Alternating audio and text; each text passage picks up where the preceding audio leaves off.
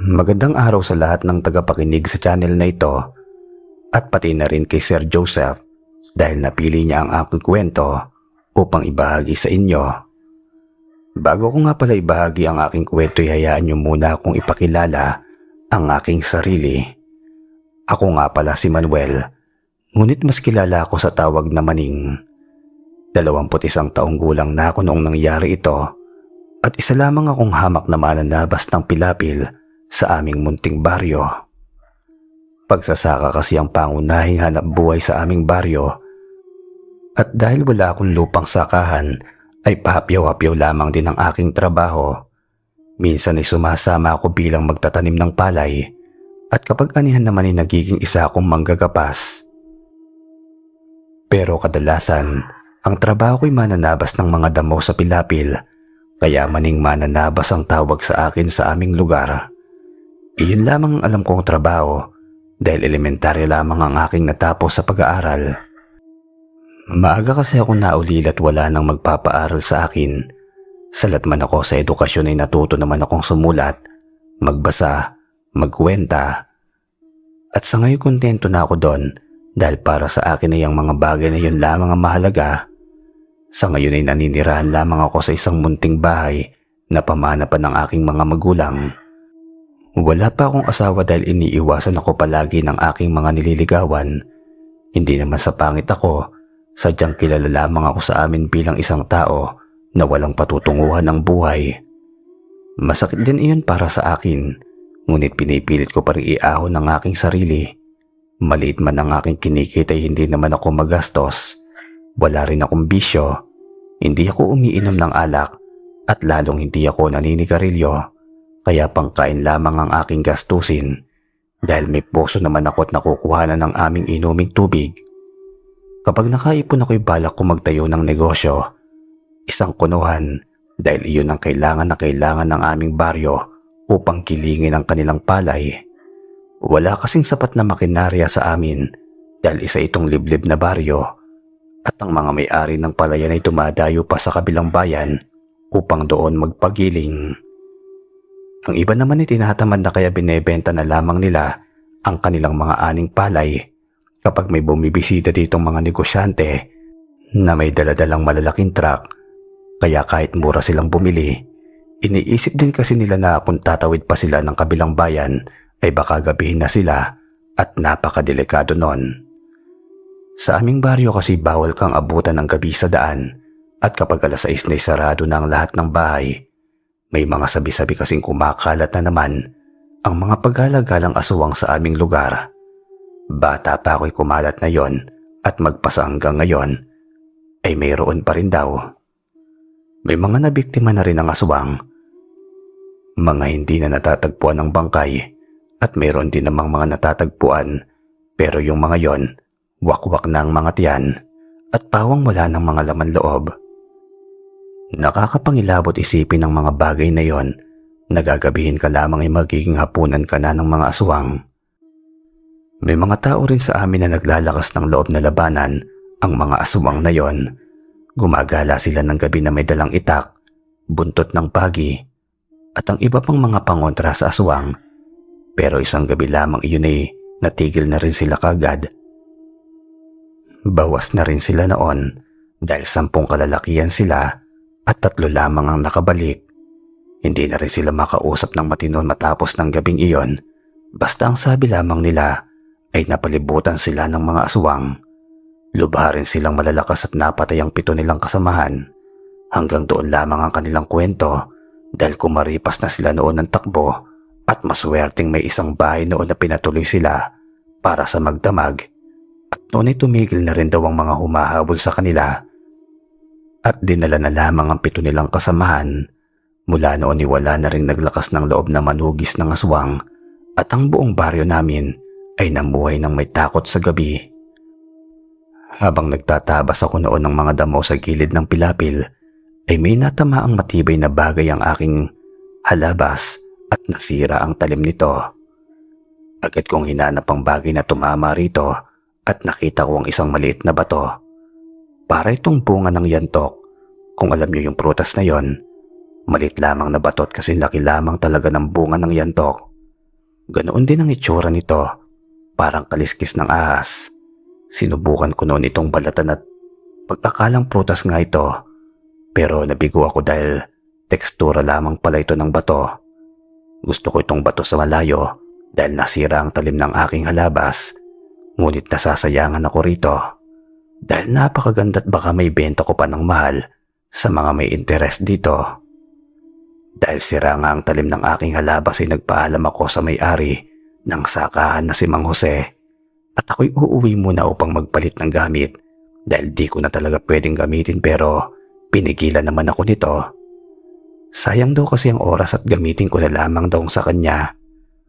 Pagkabigay ni Mang Jose ng kanyang halabas ay nagmadali na akong bumalik sa kanyang palayan upang ipagpatuloy ang pananabas. Ngunit may naramdaman akong kakaiba sa aking sarili. Pakiramdam ko noon ay ang gaan-gaan ng aking pakiramdam. Tirik na tirik noon ang araw pero hindi ko nararamdaman ang init at parang napakasigla ng aking pangangatawan. Sarap na sarap ako noon sa pagtatabas ng damo nang tawagin ako ni Mang Jose upang magmerienda. Inalok niya ako noon ng bagong lagang kamote, yung kamoting kahoy na nilaga, at pinagsaluhan namin yon. Parang napakasipag mo yata ngayong araw, Maning. Malapit mo nang matapos ang 2 hektarya kung palayan sa loob lamang ng isang araw. Ano ba yung sikreto mo? Tanong nito sa akin. Halos hindi naman ako makapaniwala sa aking narinig na malapit ko nang matapos ang pagtatabas. Sa tinagal-tagal ko na kasi sa trabahong ito ay halos 1 hektarya lamang ang natatapos ko sa isang araw at inaabot pa ako ng 2 araw kapag ang lupa ni Mang Jose ang tinatabas ko. Hindi ko po alam. Pagkabigay niyo kasi ng panabas niyo ay bigla na lamang gumaan at sumigla ang aking katawan at parang hindi rin ako tinatabla ng pagod. Tugon ko naman dito. Natawa lang noon si Mang Jose sa aking itinugon dahil iniisip niyang niloloko ko siya. Wala naman daw iyon sa gamit, kundi nasa tao. Hindi ko rin noon may paliwanag kung ano ang nangyayari sa akin, pero ikinatuwa ko na lamang yon dahil mas malaki ang kikitain ko kapag araw-araw akong ganoon kasipag. Matapos akong magmerienda ay muli na akong bumalik sa pagtatabas at bago mag-3 ng hapon ay tapos ko na lahat ng yon. Ipinahakot na lamang sa akin ni Mang Jose ang mga damo dahil ipapakain daw niya ang mga yon sa kanyang alagang kalabaw. Mabilis ko lang naman nahakot ang mga yon. Pagkatapos ibinigyan niya pa ako ng karagdagan ng aking bayad para daw may paayos ko ng nasira kong halabas. Hindi lang yon, pinapunta man niya ako sa kanyang gulayan upang kumuha ng mga gulay na maaari kong ulamin hanggang sa susunod pang mga araw. Habang namimitas ng mga gulay ay hindi ko napansin ang ahas na kanina pa pala nasa aking harapan. Napatigil ako sa aking ginagawa at nakipagtitigan na lamang sa ahas. Narinig ko kasi nasa ganitong mga pagkakataon ay mas mainam na huwag kumilos upang hindi ka tuklawin nito. Hindi rin makakatulong kung susubukan mong sindakin ng ahas dahil matatapang ang mga ganitong nilalang at maaari mong ikamatay ang isang maling kilos lamang. Ilang minuto rin ako nakipagtitigan sa ahas at animoy isang estatwang hindi gumagalaw. Gumapang na noon ang ahas papalapit sa akin. Dahil sa habat wala rin ako maisip na gawin, mula sa aking mga paa ay umakyat sa aking katawan patungo sa aking kanang kamay hanggang sa mapunta ang kanyang bibig sa aking tainga. Napapikit na lamang ako noon at nakita ko ang aking buong buhay.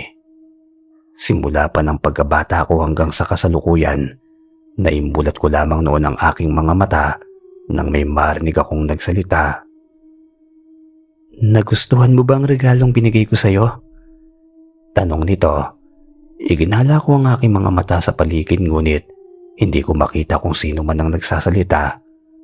Nasa tenga ko pa rin ang ahas at handa nito akong tuklawin anumang oras kaya hindi pa rin ako gumagalaw. Hindi mo kailangang matakot dahil hindi naman kita tutuklawin. Muling tura ng kung sino mang hindi ko makita. Pero parang ahas noon ang nagsasalita kaya naisip ko noon na baka ba natuklaw na ako nito at nagdedeliryo na lamang ako. Tama ang nasa isip mo, ako nga ang nagsasalita. ang ahas na nakapalupot sa iyong mga kamay. Muling wika nito. Iniikot ko na noon ang aking ulot tumingin sa ahas.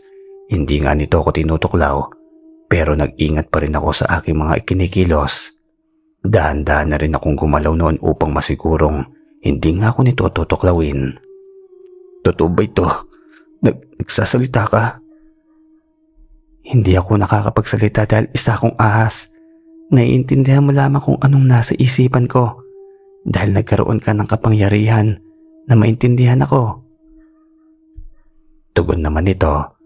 Hindi ko noon maintindihan ang ibig nitong sabihin kaya naiwan pa rin akong nakatulala. Makinig kang mabuti. Ikaw ang napili ko upang mangalaga ng isang mutya na magbibigay sa iyo ng pambihirang kakayahan. Isa na roon ang kakayahan upang maintindihan ang aking mga sinasabi. Wika nito. Anong mutya ang sinasabi mo? At anong kapangyarihan? At bakit akong sinasabi mong napili? Tanong ko naman dito. Ikaw ang napili ko dahil may mabuti kang kalooban at wala akong nakikitang kasamaan sa iyong isipan. Ikaw ang taong gustong-gusto ay maghapong magbanat ng buto upang makaipon ng ipagpapatayo ng negosyo para makatulong sa mga taong minsan ng hamak at ng yurak ng buo mong pagkatao. Imbis na gumante ay pagtulong pa rin ang nasa isipan mo. Kung iyong natatandaan ay minapulot kang bato na sumira sa talim ng iyong halabas. Ninais mo itong itapon pero ang bato na mismo ang bumulong sa isipan mo na maaari mo itong ibenta. Kaya nagbago ang iyong isip. Pero sinasabi ko sa iyo ngayon, huwag mo yung gagawin dahil ikaw lamang ang nararapat na magmay-ari nito. Ang batong iyon ay ang mutya ng ahas at bibigyan ka nito ng kapangyarihan para palayain ang iyong baryo sa kilabot ng mga aswang. Bibigyan ka nito ng sapat na lakas upang labanan ng mga nilalang na yon. Bilis, para makayanan mong makipagsabayan sa kanila. Talino upang mabasa ang kanilang kilos at proteksyon upang hindi ka basta-bastang masugatan ng kanilang matatalim na kuko.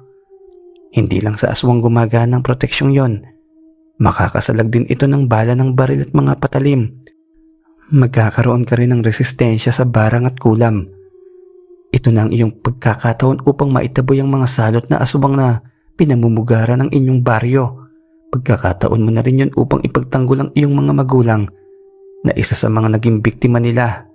Naalala mo yon, hindi ba? Ang gabing nawala ang iyong ama't ina, pati na rin ang iyong kapatid na hindi pa'y sinisilang. Mahabang salaysay ng ahas. Dahil sa isinilaysay ng ahas ay naintindihan ko na ang lahat tungkol sa mutya at pati na rin sa kapangyarihang taglay nito. Naalala ko rin noon ang isa sa pinakamasakit kong karanasan noong bata pa ako. Iyon ay ang pagkawala ng aking mga magulang at nang isisilang pa lamang sana na bunso kong kapatid. 11 taon pa lamang ako nang mangyari ang lahat ng ito at tandang-tanda ko pa rin ang lahat ng nangyari. Pati ang mga maliliit na detalye. Hating gabi na noon nang sumakit ang tiyan ng aking ina. Kabuwanan na rin niya noon at anumang oras ay maaari na siyang manganak. Nang gabing iyon ay pinakiusapan ni ama ang aking ina na baka pwede pa niyang may pagpabukas ang kanyang panganganak. Malayo-layo pa kasi noon ang bahay ng kumadrona sa aming baryo at may mga aswang pa sa labas at baka maging hapunan lamang silang tatlo pag itinakbo siya doon ni ama. Nagalit noon ang aking ina at sinabi na niyang hindi na niya kaya ang sakit. Sinabi pa niya na hindi rin niya kayang lumabas upang puntahan ng kumadrona kaya naman sunduin na lamang daw ito ni ama papunta sa amin. At kung hindi raw yun kayang gawin ni ama, ay siya na lamang daw ang magpana kay inay. Napahiya noon si ama. Manganganak na lamang kasi si ina ay nagawa pa niyang matakot sa mga aswang, kaya dali-dali siyang kumuha ng itak at ihinabilin sa akin si inay. Pinakuha pa niya ako noon ng isang karapon ng asin at sinabihin akong isaboy ko raw iyon kapag may mga aswang na nagtatangkang pumasok sa aming bahay. Sinabi din ni ama na ikandado ko ng mabuti ang bahay upang walang ibang makapasok. Sasabihan na lamang daw niya ako kapag nasa pinto na siya at kasama ang kumadrona. Nakinig naman ako noon na sa habilin ng aking ama at binantayan ko noon ang aking ina katabi ng isang karapon na asin. Nagdikdik rin ako ng bawang noon dahil naririnig kong pangontra din iyon sa aswang. Ilang minuto lamang ang lumipas ay nakarinig na ako noon ng mga katok sa aming pinto. Nagtataka ako noon kasi tila ba ang bilis naman ng pagsunto ni Ama sa komadrona. Nagdadalawang isip pa ako nung kung bubuksan ko nga ba ang pinto dahil baka aswang lamang ang kumakatok. Makaraan ng ilang minutong pagkatok ay nakarinig ako ng tinig mula sa labas. "Anak, buksan mong pinto. Dalian mo't nandito na kami." Rinig kong wika ni Ama. Hindi na ako nung nagdalawang isip at inilapag ko na lamang ang karapon, yung karapon ng asin, sa tabi ni Ina at nagmadali akong pumunta sa pinto at pinuksan ito. Pagkabukas ko hindi si Ama ang nakita ko, kundi dalawang mabalahibong nilalang na may mapupulang mata at nakakatakot na itsura. Nagtangka pa akong isara noon ang pinto, ngunit sinaypa lamang ito ng isang nilalang. Kaya't nabuksan ito ng maigi. Pagkatapos nun ay kinilmat pa ako nito sa dibdib na siyang naging dahilan kaya ako tumilapon at nagunahang lumabas ang masaganang pulang likido sa sugat na ginawa ng aswang.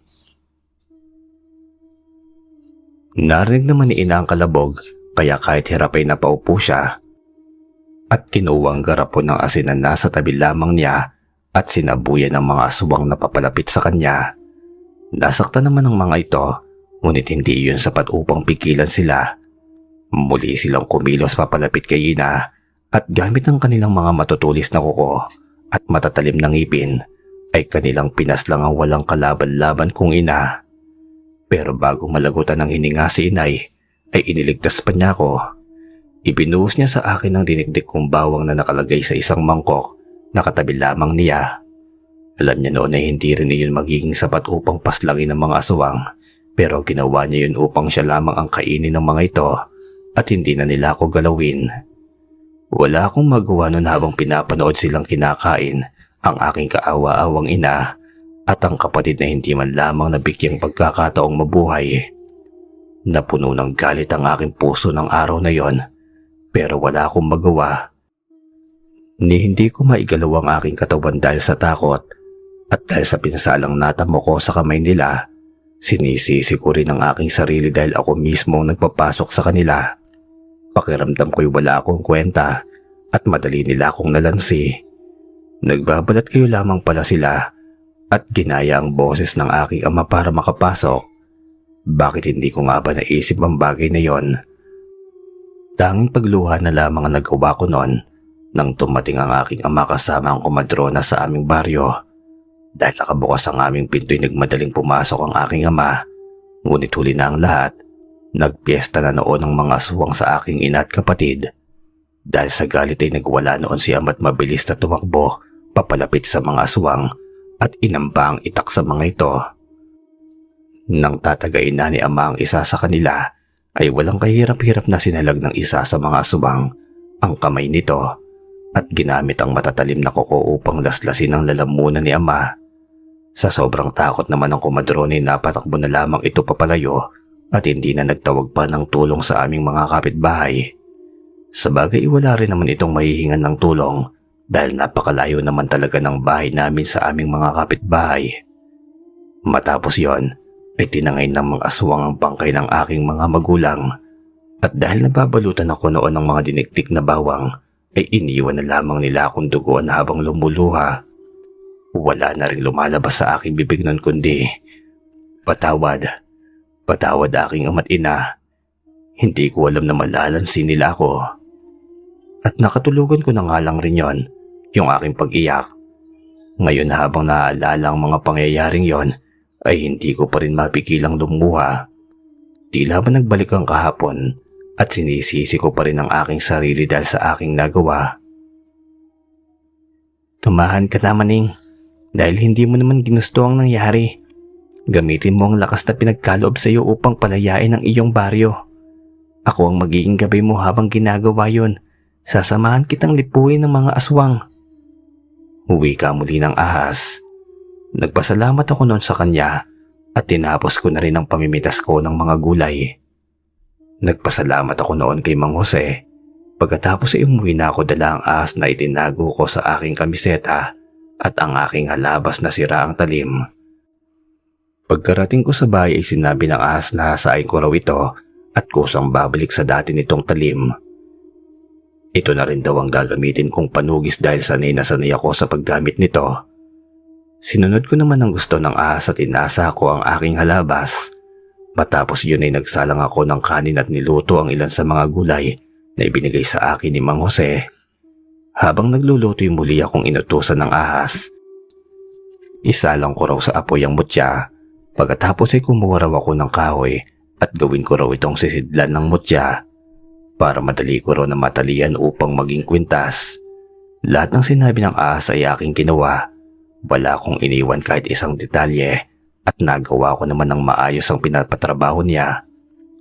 Nang lumamig na ang mutya, isinalpak ko na ito sa sisidlang kahoy na nagsisilbing tagahawak na rin ito. Tinalian ko na rin ito sa dulot ginawang kwintas. Iyon daw ang paraan upang hindi mawala sa akin ang mutya at para lagi na lamang itong nasa aking katawan. Mainam nga yun dahil kung mananatili lamang ito sa aking bulsa ay baka mawala ko lamang at maitapon sa kung saan. Nang kakain na ako, inalok ko pa ang ahas pero tumanggi ito. Sinabi niyang hindi siya isang pisikal na ahas kundi isa lamang siyang espiritong gabay at ako lamang daw ang nakakakita at nakakaramdam sa kanya. Natawa na lamang ako nun dahil itinago ko pa naman siya kay Mang Jose dahil baka matakot ito. Hindi naman pala niya ito makikita. Sinabi mo na sana sa akin kanina para hindi na ako nag-abalang itago ka pa kay Mang Jose. Wika ko. Hindi ka naman nagtatanong. Sambit naman ito. Pagkatapos nun ay nagpahinga na ako. Habang nagpapahinga ay sinabi ng ahas na maganda raw ako ng kulay itim na bandana o kaya naman ay tela na upang ipantakip sa aking muka. Sinabi ko naman noon na wala akong bandanang kulay itim. Wala rin akong tela dahil hindi ako bumibili. At ang tanging itim lamang dito ay ang aking mga damit. Sinabi naman ng ahas na pwede ko naman daw itong sirain basta kailangan ko lang daw talagang may pantakip sa mukha ko upang walang makakilala sa akin. At bilang proteksyon na rin upang hindi ako balikan ng mga kasamahan ng aswang na aking mapapaslang. Sinunod ko naman ang ahas. Sa katunayan ay wala pa akong sinusuway sa lahat ng kanyang mga sinabi. Nang maayos na ang lahat ay inaya na ako ng ahas na lumabas. Gaya ng sinabi, pinantakip ko sa aking mukha ang itim na tela at tanging buhok at mata ko lamang ang nakalabas. Pinadala niya na rin sa akin ang bagong hasa akong halabas upang maging aking armas. At ang gabing iyon ang unang beses na manunugis ako ng mga salot na aswang. Lumakad na ako noon palayo sa aking bahay upang magsimulang tumugis. Sinabi ng ahas na magsimula akong maghanap sa lugar kung saan may buntis. Doon kasi nagmamanman ng mga aswang at naghahanap ng pagkakataong umatake. Naalala ko noon ang asawa ni Mang Ben, isang kaibigan kong magsasaka. Noong nakaraan lamang ay nagtabas ako ng damo sa pilapil ng kanyang palayan at nakita ko rin noon ang malaki na tiyan ng kanyang asawa. Nang maisip ko yun ay agad naman akong dumiretso patungo sa bahay ni Mang Ben. Ngunit hindi pa naman ako nakakalayo ay minaramdaman ng aswang ang kasama kong ahas. Sinabi niyang maging alerto ako dahil 3 aswang daw ang malapit sa akin. Nakita raw nila akong gumagala kaya naman sinundan ako at balak nilang gawing hapunan. Madalang na lamang kasi silang makakain ngayon dahil mautak ng mga tao. May mga naglalagay na ng pangontra sa kanilang bahay. Maaga nang nagsasara at wala nang mga lumalabas ng gabi. Ngunit mautak pa rin ang mga aswang at kaya nilang magbalat kayo ng boses at itsura kaya kahit papaano may mga nabibiktima pa rin sila. Isa na ako sa mga nabiktima nila noong mga bata pa ako at hindi na ngayon. Hindi na yun mauulit pa. Dala ng wala ngang masyadong mabiktima ang mga aswang ay sabik na sabik sila kapag nakakakita ng tao sa daan. Mapalalaki man o babae, bata man o matanda. Kahit na may hawak pang armas kagaya ng itak, ay wala silang sinasanto. Dala ko noon ang aking halabas kaya naman tumidistansya pa sila sa akin. Pero kahit na ganoon ay hindi pa rin sila natatakot. Humahanap lamang sila ng tamang tiyempo. Habang naglalakad ako'y sabay-sabay na silang tumakbo papalapit sa akin at inatake na ako gamit ang kanilang matutulis na kuko. Napaka-agresibo nila noon at tila ba mga asong ulol na isang linggo nang hindi kumakain. Agad ko naman noong ginamit ang aking halabas upang salagin ang kanilang pag-atake. Napuno noon ng kalmot ang hawakan nito, pero kahit papaano'y matibay ito't hindi agad nasira. Pinaikutan nila ako noon at sabay-sabay na inataking muli, pero dahil nababasa ko ang kanilang mga galaw, ay sisiw na sisiw lamang sa akin yon at nagagawa ko pang gumanti gamit ang aking halabas habang iniilagan ang kanilang pag-atake. Sa aking pagganti na sugatan ko sa mukha ang isa sa kanila, nilaway naman ito ang kanyang kamay at ipinahid sa sugat. Doon ay agad itong naghilom na para bang walang nangyari. Ang dadaya nyo naman. Uwi ka ako nun pero tanging mga ungol lamang ang kanilang tugon. Naiisip ko noon na hindi sapat na masugatan ko lamang sila. Ang kailangan ko ay isang atake na papas lang sa kanila upang hindi na nila magamot ang kanilang sarili. Handang-handa na ako nun para sa muli nilang pagsalakay at nang magkasabay-sabay sila ay muli lamang akong umilag at ang mga hindi ko nailagan ay sinilag ko gamit ang aking halabas. Nang magkaroon naman ako ng pagkakataon ay inasinta ko ang leeg ng isa sa kanila. Pagkatapos ay ginamit ko ang aking halabas upang magilitan ito ng lalamunan. Noon ay sumirit ang masaganang pulang likidot na tumbay ito sa lupa. Sa lalim ng sugat at lakas ng kanyang tinamo ay siguradong wala na itong buhay at hindi na niya mapaghihilom ang sugat na nakamit mula sa halabas.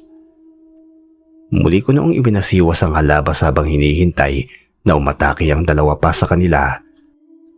Handa na ako noon anumang oras dahil mas naging kampante na ako.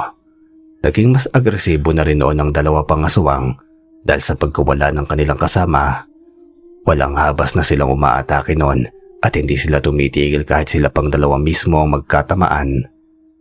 Nanatili akong kalmado noon at ipinaikot ko pa mula sa gitna ang aking halabas upang masangga lahat ng kanilang pag-atake. Masyado silang mabibilis noon kaya puro depensa lamang muna ang aking ginagawa. Naghintay na lamang ako ng tamang pagkakataon kung kailan sila titigil at nang dumating iyon ay hindi ko na sinayang pa. Tinuhog ko na sa dibdib ang isa gamit ang halabas at sinipa ito para may tulak palayo. Naging agresibo naman ako noon dahil isa na lamang ang aking kalaban. Pagod na rin ito dahil sa walang habas na pag-atake kanina, kaya naman madali ko na lamang itong natabasan ng ulo. Matapos ang matinding labanan ay nagpatuloy na ako sa paglalakad upang makapunta sa bahay ni Mang Ben. Doon kasi talaga ang sadya ko ngayong gabi. Nataon lamang na minakasalubong akong aswang at sumunod sila sa akin. Habang naglalakad ako'y patuloy lamang ako nagmamanman sa paligid. Tinutulungan naman ako noon ng ahas na nasa aking balikat at siya rin ang nagsasabi kapag may paparating na kalaban. Malalim na rin ang gabi noon kaya siguradong nagkalat ng iba sa kanila upang maghanap ng makakain. Kailangan ko lamang silang hanapin. Sa hindi kalayuan ay natanong ko na ang bahay ni Mang Ben. Mukhang may nangyayaring hindi maganda dahil nakabukas ang kanilang pinto. Nagmadali ako noong pumasok sa bahay at nakita ko nga ang dalawang aswang nakagat-kagat ang leeg at binti ni Mang Ben. Habang pinoprotektihan ng asawa nitong takot at nagtititili. Kagad kong sinaksak noon ang isang aswang sa kanyang likuran at napansin naman ako ng isa pa. Kaya bumitaw siya sa pagkakasakmal sa leeg ni Mang Ben at inatake na rin ako nito. Inambahan ako ng matutulis niyang kuko pero baliwala lamang para sa akin ang mga yon. Walang kahirap-hirap ko lamang sinasalag gamit ang aking halabas. Pagkatapos ay hinahawakan ko nga ang kanyang kamay at itinapon palabas. Matapos yun ay sinundan ko agad ito upang masigurong hindi makakatakas at naglaban kami ng ilang segundo bago ko siya tuluyang napatumba at doon ay sinigurado ko na ring wala na itong buhay pa. Bago ko muling pumasok sa bahay ni Mang Ben, pagdating ko sa loob ay nakita kong nanghihina na si Mang Ben at malapit ng malagutan ng hininga. Tinanong ko noon ng ahas kung ano bang dapat kong gawin upang maisalba ang buhay nito. Pero sinabi ng ahas na uli na ang lahat at marami ng dugo ang nawala sa kanya. Pero nagmatigas ako noon at tinanong kung baka may paraan pa kahit maliit lamang ang tsansang mabuhay pa siya. Ngunit wala na raw talaga. Bago mawala ng malay, kahit masakit ang sugat sa leeg, ay pinilit pa noong magsalita ni Mang Ben. Maraming salamat kung sino ka man dahil sa pagliligtas mo sa aking mag-iina. Tatanawin ko itong bilang isang malaking utang na loob kahit na nasa kabilang buhay pa ako. Puro babae ang aking dalawang anak kaya hindi nila mapuprotektahan ang kanilang ina at ang kapatid na hindi pa naisisilang. Kaya nakikiusap ako sa iyo. Bantayan mo sila hanggat sa makapanganak ang aking asawa. Napatango na lamang ako noon habang dahan-dahang nagsasara ang mga mata ni Mang Ben. Sa mga oras din yun ay lumabas ang dalawa niyang anak na nagtatago sa kanilang aparador, sina Selena at Maita, at pareho nilang iniyakan ang bangkay ng kanilang ama. Sinabihan ko sila noon na aalis na ako at pinakandado ko ng mabuti ang kanilang pinto upang hindi na sila mabalikan pa ng aswang. Si Selena noon ay naghatid sa akin palabas ng pinto. Nagpasalamat siya dahil napanood raw niya akong niligtas ang kanyang ama kahit huli na ang lahat. At dahil daw sa akin ay hindi na nadagdagan ng pinsala sa kanila. Pagkatapos itinanong niya ang aking pangalan. Nataranta ko noon dahil hindi ko pwedeng sabihin ang aking pangalan. Iyon talagang dahilan kung bakit may takip ang aking muka. Habang nag-iisip ako ng sasabihin ay napansin niyang hawak ko ang halabas. Pagkatapos ay sinabi niya na hindi raw siya maaaring magkamali dahil kilala raw niya ang halabas. Dahil minsan na raw niya iyong hiniram noong nagtabas ako ng pilapil. Sinabi niyang ako raw si Maning. Hindi, nagkakamali ka Binibini. Hindi akong lalaking yung binanggit. Pagtanggi ko naman, sinabi niyang hindi ko na daw dapat ipagkaila dahil kilala niya ang aking buhok at kilay. Sinabi pa niyang ligtas daw sa kanya ang aking lihim dahil hindi raw niya pwedeng ipagkalat. Puntahan ko raw siya kinabukasan dahil may pag-uusapan pa kami. Pagkatapos noon ay hindi na ako nagkaroon pa ng pagkakataong magpaliwanag at umuwi na ako sa aking bahay. Pag-uwi na isip ko pa rin ang nangyari kanina. Kung napabilis kaya ang aking pagdating, may pag-asa kayang hindi ka noon ang nangyari kay Mang Ben. Buhay pa kaya siya kung sakali? Maraming mga katanungan ang tumatak sa aking isipan na hindi ko alam ang kasagutan. Gumapang noon ang ahas palapit sa akin at mukhang nabasa niya ang aking iniisip. Sinabi niya huwag na raw akong malungkot. Hindi raw kasi maiiwasan ang mga ganoong pangyayari, lalo na't hindi pangkaraniwang nilalang ang mga aswang. At kung nahuli man daw ako ng dating kanina, ay hindi ko na iyon kasalanan dahil may mga aswang din ako nakasagupa at napaslang ko naman daw sila. Malaking tulong na raw yun para sa aking mga kabaryo dahil unti-unti ko silang nababawasan. Kaya kahit anong maging resulta raw ng panunugis ko ay hindi raw ako dapat nalulungkot dahil kahit papaano'y nakakatulong ako sa aming pamayanan upang mabawasan ang mga aswang na salot sa lipunan. Kinabukasan ay nagtungo ako kaagad sa bahay ni Mang Ben upang makiramay sa kanila dahil ngayong araw din ito ililibing. Hindi kasi uso nun sa aming baryo ang pagbuburol dahil wala rin namang mag-iembalsamo, kaya naman kadalasan ay isang araw lamang nagtatagal ang bangkay sa kanilang tahanan at pagkatapos ay inililibing na nila ito kaagad. Pagdating ko ron ay naging usap-usapan na nilang masalimuot na pinagdaanan ng pamilya mula sa mga aswang. Kahit ang mga bangkay na nagkalat sa daan ay usap-usapan na rin nila, pero hindi makilalang mga ito. Wala ring mga kalmot galing sa mga kuko ng aswang at lalong hindi wakwak ang tiyan at kumpleto ang mga laman loob. Sinabi ng ilan na aswang ang mga yun na nilabanan ng isang binatang may takip ang muka. May mga nakakita daw kasi noong nakikipaglaban ito at tunay raw na napakalakas nito at sinasabi daw nila na itong binatang ito raw ang magpapalaya sa aming baryo mula sa kilabot ng mga aswang. Pinatotohanan naman ng pamilya ni Mang Ben ang tungkol sa binatang may takip ang muka at sinabing siyang dahilan kung bakit si Mang Ben lamang ang nawala at hindi ang buo nilang pamilya. Kahit malungkotin natutuwa pa rin ako noon nang aking marinig yon. Madalang lamang kasi ako makarinig ng mga papuri mula sa aming mga kabaryo dahil madalas na panunokso ang naririnig ko dahil sa antas ng aking pamumuhay at aking trabaho. Madalang lamang din na nakikisalamuha sa akin ng maayos, yung mga pinagtatrabahoan ko lamang at pati ang ilang miyembro ng kanilang pamilya gaya ni Mang Jose at ni Mang Ben.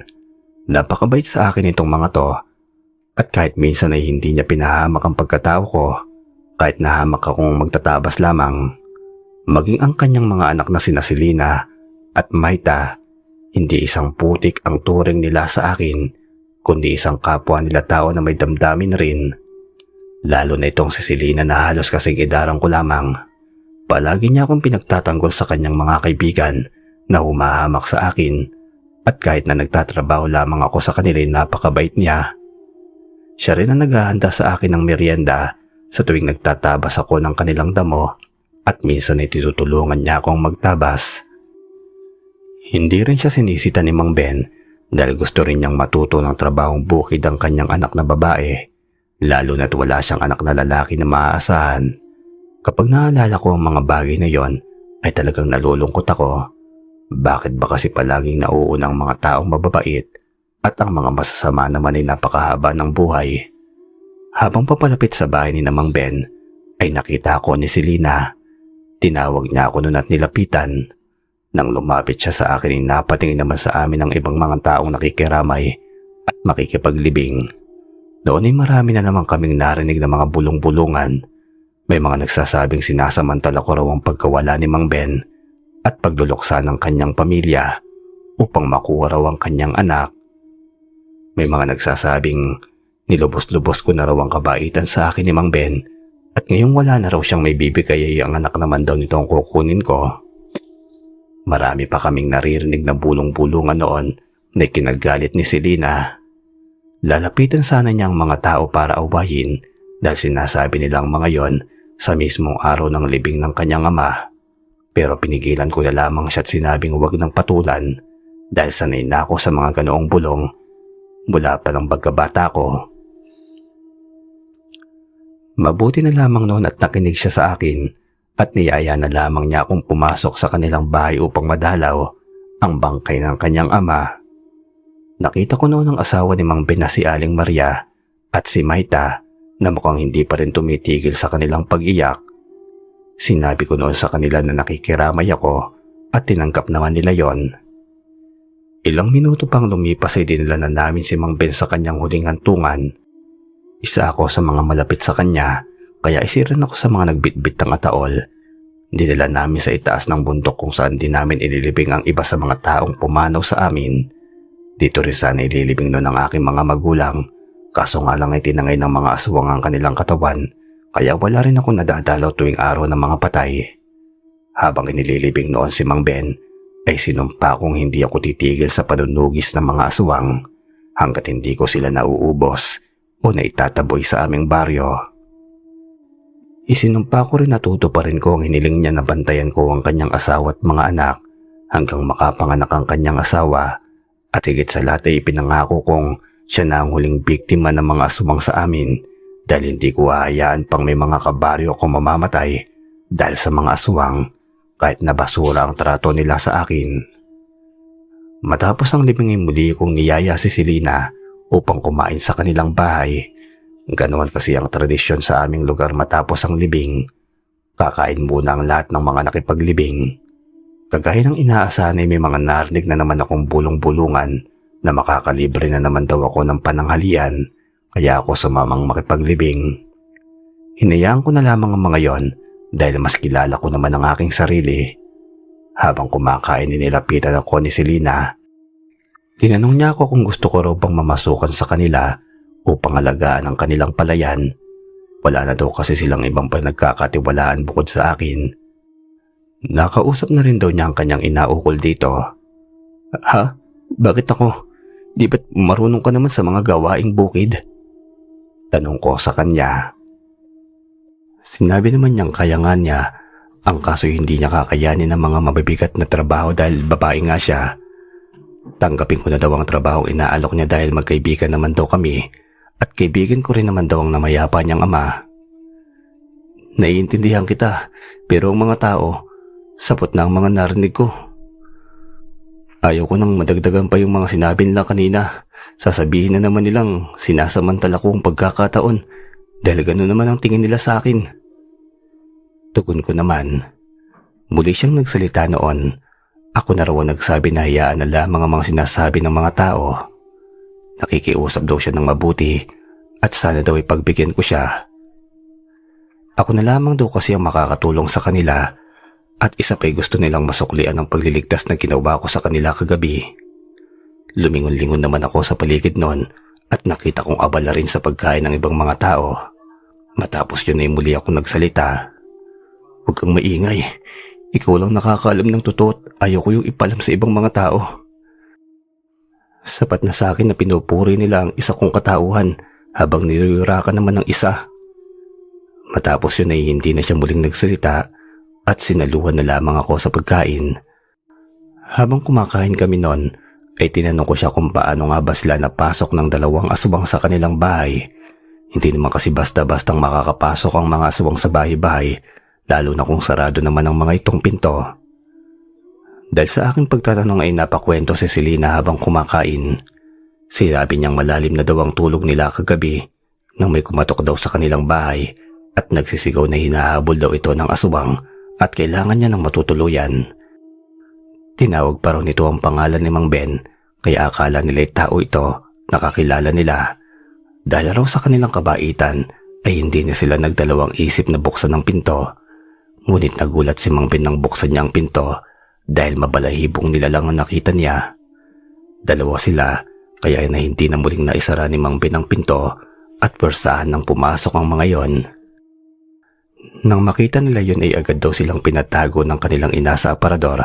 Gamit ang kanyang katawan ay pinigilan raw ni Mang Ben ang mga aswang na lumapit sa kanyang asawa at doon na raw ako dumating.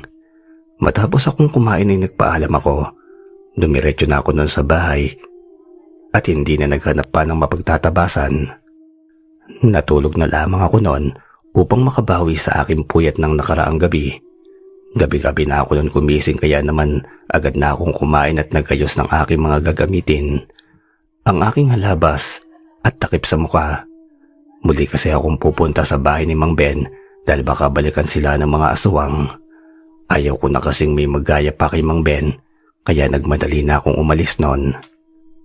Nang medyo makalayo na ako sa bahay ay may mga tao akong nakasalubong. Noon ay akala ko pang mga aswang sila kaya hinarang ko sila sa daan. Pero nang makalapit ako ay pinigilan ako ng ahas sa aking balikat. Sinabi niyang tao raw ang mga yon kaya naman nilapitan ko sila at tinanong kung ano pang ginagawa nila sa labas ngayong gabi. Nagsalita naman sila noon at sinabi nilang ililigtas ko naman sila kapag inatake sila ng mga aswang dahil nabalitaan daw nilang nilalabanan ko ang mga aswang. Pinauwi ko naman agad sila noon at sinabi kong nagkalat pa ang mga aswang at sobrang dami pa nila at maraming nangangailangan ng tulong ko na hindi kagaya nilang pasaway porket alam nilang may magliligtas sa kanila ay magiging matigas na ang kanilang ulo. Matapos niyon ay umalis na ako dahil mas kailangan ni Selena ang tulong ko at baka mapano pa sila. Sigurado kasi akong babalikan pa sila ng mga aswang dahil sa nga nangyari kagabi. Hindi pa man ako nakakalayo'y nagsisigawan ng mga kalalakihang nakita ko kanina. Wala sa isip kong tulungan sila dahil matitigas ang kanilang mga ulo at dumagdag pa sa mga alalahanin ko. At baka mahuli na naman ako pagdating kina Selena. Palis na ako nun pero hindi kinaya ng aking konsensya. Naalala ko rin ang pangako ko kay Mang Ben na hanggat nabubuhay ako ay wala nang muling mamamatay sa aking mga kabaryo. Dahil doon ay nagmamadali akong bumalik sa mga nakasalubong kong lalaki. Lubha na silang sugatan noon pero hindi pa man sila namamatay.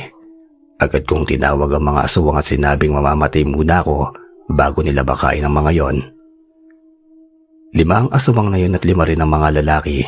Agad akong pinalibutan noon ng mga aswang at galit na galit sila habang tumutulo ang mga laway mula sa kanilang ngipin na parang mga asong nasiraan ng bait.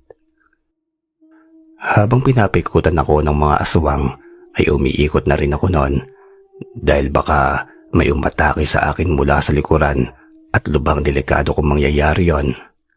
Sabay-sabay na umatake noon ang mga aswang at gaya ng parati kong ginagawa ay pinag-aralan ko muna ang kanilang mga kilos habang umiilag at dinidepensahan ang kanilang pag-atake. Habang abala ko sa pagbasa ng kanilang galaw ay nasa likuran ko ang isa sa kanila. Kumapit ito sa aking balikat at akma naman akong sasaksakin ng aswang na nasa aking harapan, ngunit nakailag ako kaagad. Tumalon ako at buong puwersa kong sinipa ang kanyang ulo gamit ang dalawa kong paa. Sa sobrang lakas ng pagkakatamay agad naman itong natumba at nawala ng malay.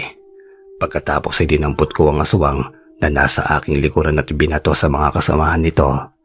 Para silang nasargo noon, ngunit hindi sila nagpatinag. Muling tumayo't tumakbo papalapit sa akin para umatake. Noon ay ginamit ko na ang aking halabas upang labanan sila. Hindi na kasi ako dapat na nag-aaksaya ng oras noon, lalo na't hindi ko alam kung nasa panganib ba ang buhay ni Selena. Mabilis kong hinampas gamit ang talim ng halabas ang unang asubang na lumapit sa akin at agad namang humiwalay ang ulo nito sa kanyang katawan at tumilapon pa ito sa mga nakahigang kalalakihan na aking iniligtas.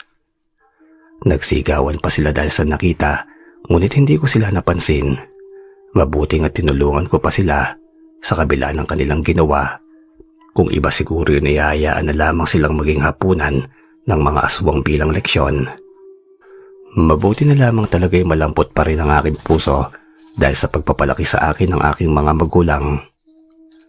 Nagsabay-sabay ulit na sumugod sa akin ng 3 pang mga aswang, pero sa pagkakataong iyon ay hindi ko na hinayaan pang magtagal ang laban.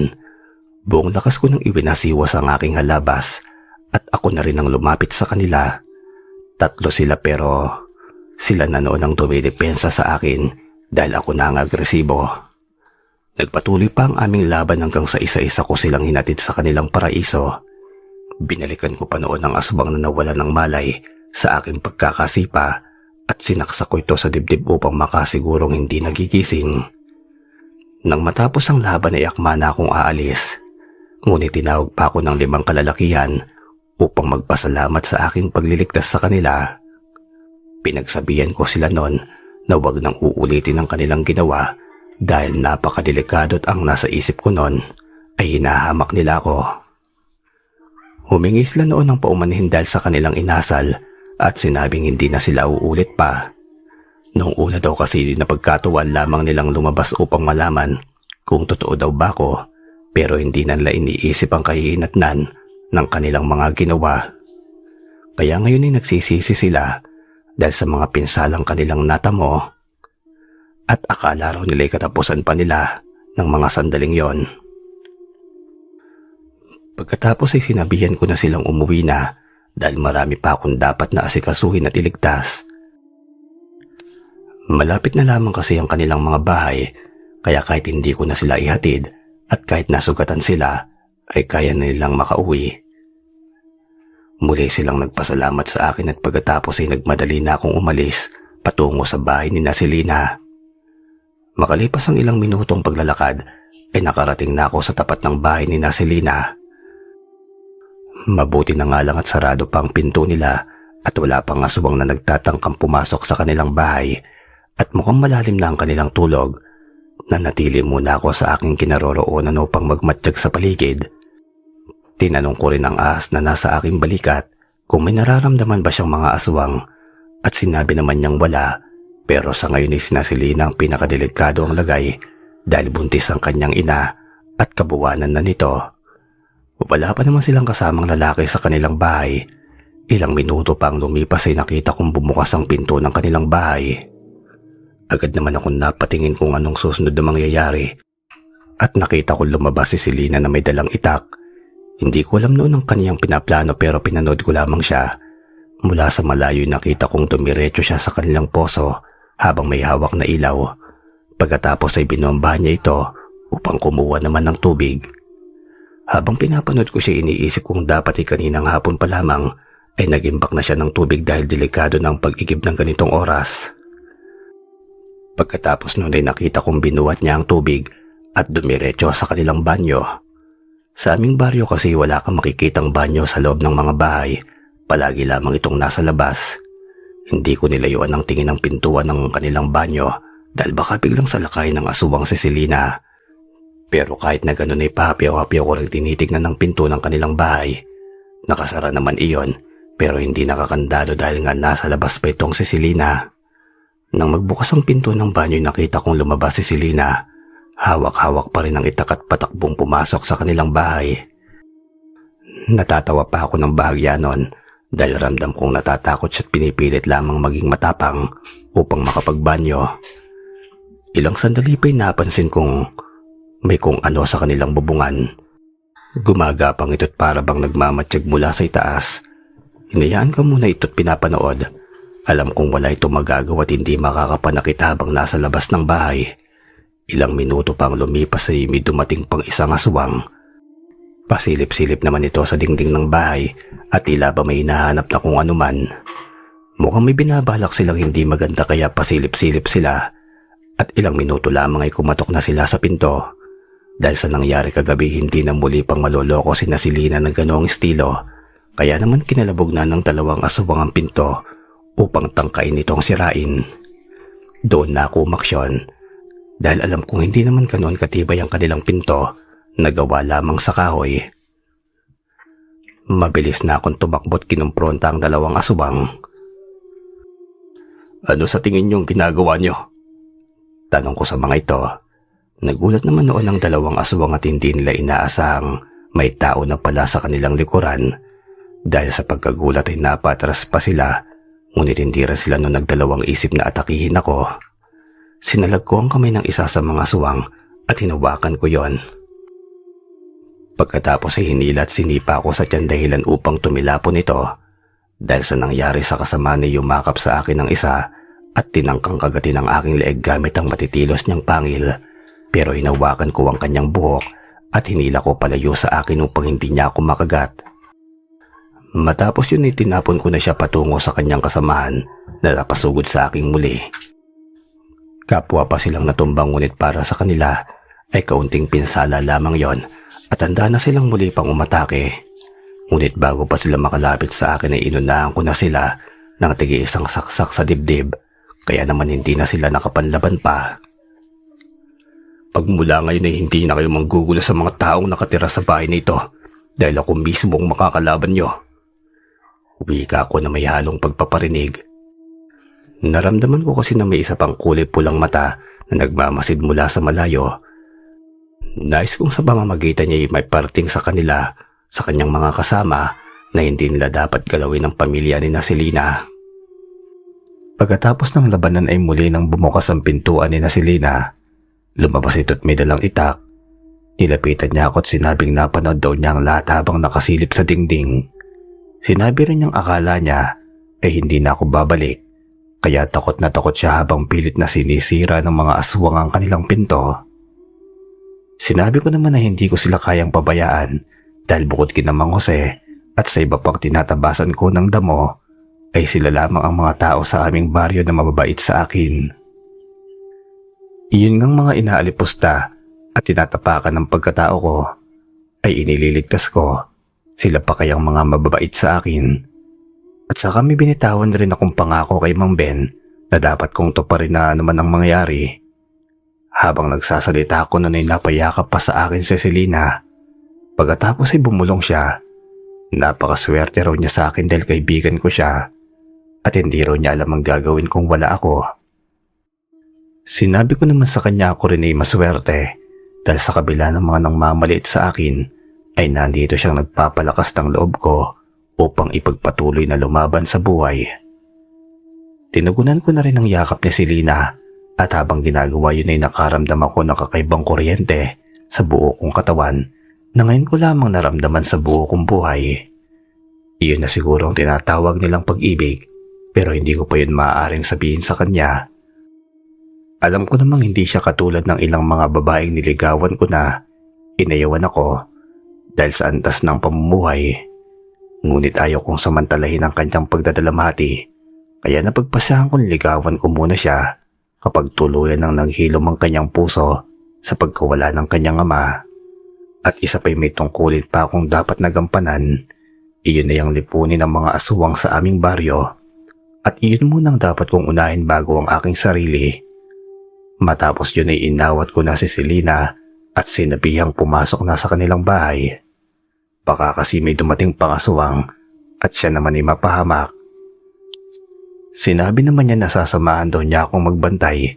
Hindi pa rin daw kasi siya inaantok at magkukwentuhan lang daw muna kami upang hindi naman ako mabato. Pumayag naman ako sa kanyang gusto. At nang gabing iyon ay wala ng mga aswang na dumating.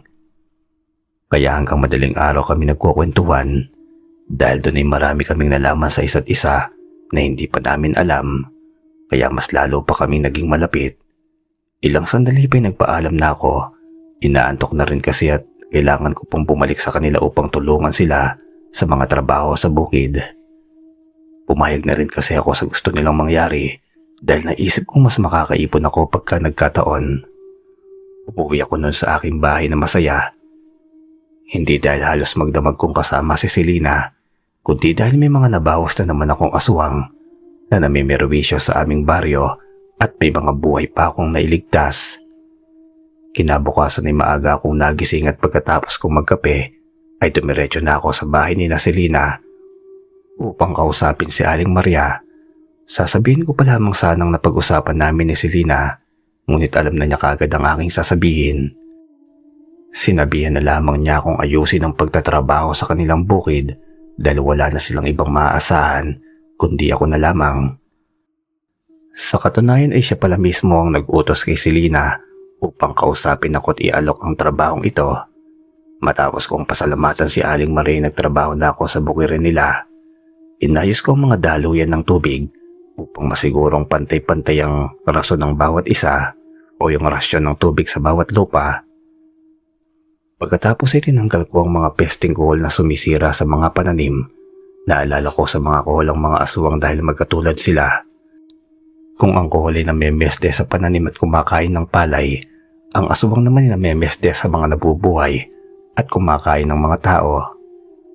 Kaya kagaya ng paglilinis ko sa palayan ay ganoon din ang gagawin ko sa aming baryo.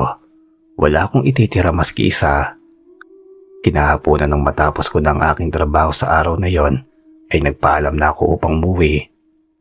Kailangan ko na kasing maganda upang muling manugis kinagabihan. Unti-unti na rin kasi akong nasasanay sa ganoong gawain at nagugustuhan ko naman ang aking ginagawa. Muli na akong nagayos noon ng mga gamit upang muling magbantay sa bahay ni Selena. Ngunit ilang minuto lamang ang lumipas ay may kumatok sa aking pintuan. Agad ko naman itong pinagbuksan at nakita ko si Selena. Pawis na pawis ito at hinihingal. "Anong kailangan mo? Bakit parang pagod na pagod ka?" Tanong ko sa kanya. Hindi pa siya makapagsalita noon ng maayos, kaya naman binigyan ko siya ng tubig upang inumin. At nang mainom na niya ito, ay huminga siya ng malalim saka nagsalita. May isang lalaki daw ang pinagkakaguluhan ngayon. Nakatali ang kanyang katawan at kulang ng isang kamay. May dala raw siyang mensahe para sa lalaking may bandana at kailangan ko raw itong mapuntahan sa lalong madaling panahon. Pagbanggit niya ng mga katagang yon, ay agad ako nagpalit ng damit. Tinakpan ang aking muka at kinuha ang aking halabas. Pagkatapos ay agad naming pinuntahan ang sinasabi niyang lalaki. Nagmadali kaming pumunta sa kumpol ng mga tao at agad ko silang pinatabi upang makita ang lalaki. Nang makita ko ang mukha ng lalaki, naalala ko ang nangyari kagabi. Ito kasi ang isa sa mga lalaking iniligtas ko at mukhang hindi sila nakauwi ng iniwanan ko. "Narito ka na pala. Kagabi nang iwanan mo kami, dapat pauwi na kami.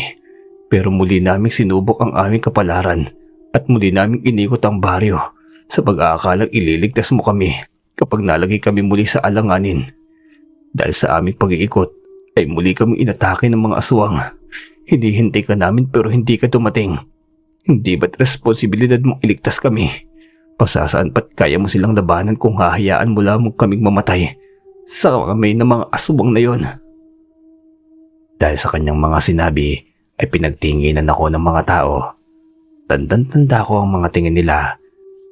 Tingin na may kasamang panghuhusga na palagi kong natatamasa bilang si Maning. At ngayon ay muli ko nakita bilang ang lalaking may takip ang muka. Mukhang hindi ko matatakasan ng mga buwisit na to kahit nasa ang katauhan pa ako. Pinabayaan ko lamang silang lahat at hindi ako nagsalita. Hinayaan kong sabihin nila kung ano man ang kanilang gustuhin.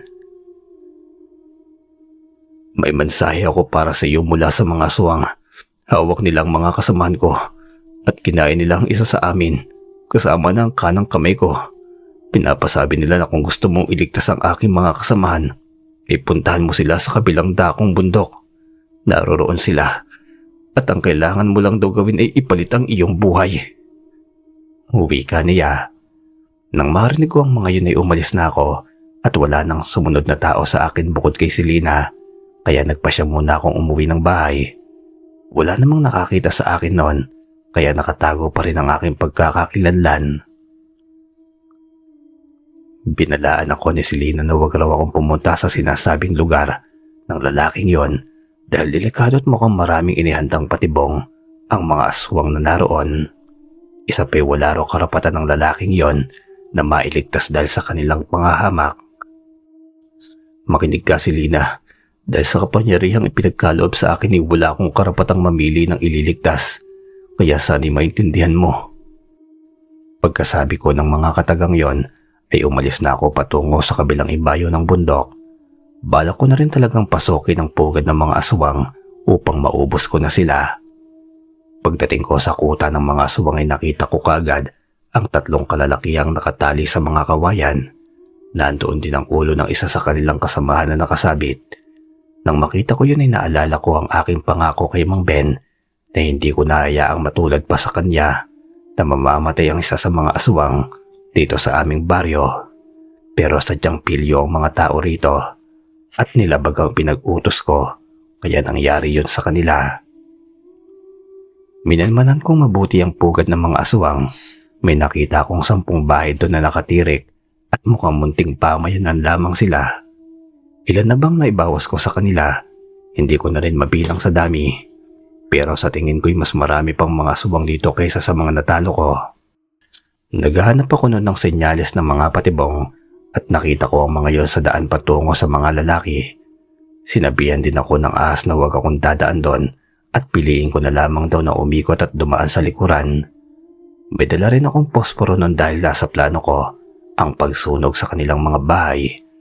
Wala namang nakatunog sa akin na makalapit ako sa isang bahay na gawa lamang sa pawid at kawayan. Kaya naman agad itong nagliyab nang masindihan ko ngayon.